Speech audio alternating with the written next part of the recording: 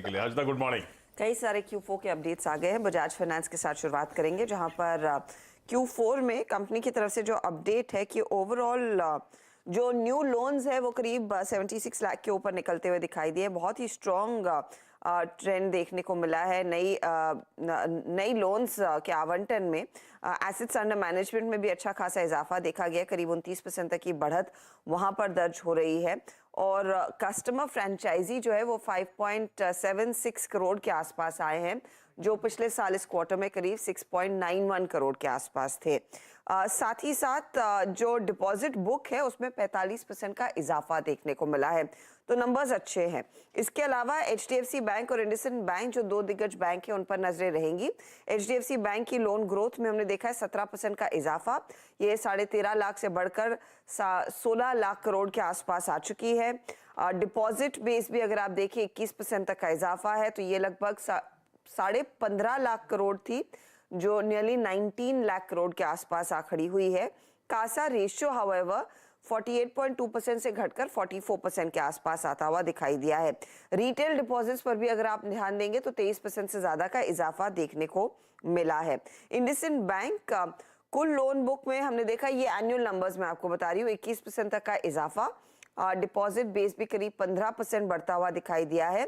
Kasa ratio इनका 40% के आसपास था, बढ़कर ये नियरली 43% के आसपास आ रहा है।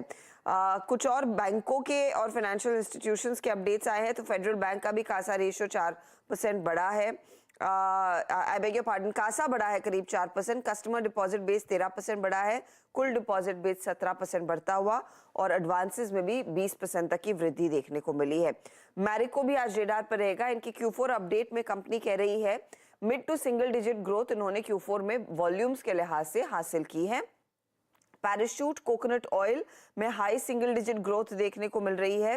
चौथी तिमाही में कोपरा की कीमतें थोड़ी बहुत स्थिर रही थी, तो उसका फायदा देखने को मिला है।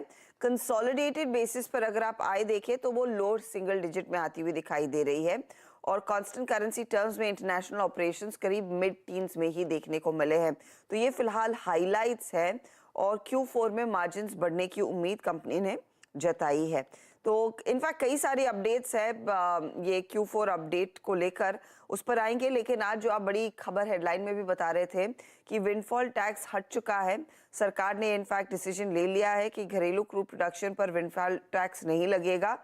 सिर्फ डीजल एक्सपोर्ट पर ये करीब 50 पैसे प्रति लीटर का विंडफॉल टैक्स लेती हुई दिखाई देगी। ऑफ कोर्स क्योंकि कच्चे तेल में इतना उबाल आ गया है, तो विंडफॉल रहा नहीं, तो उसको स्क्रैप कर दिया है। ओके, बहुत सारे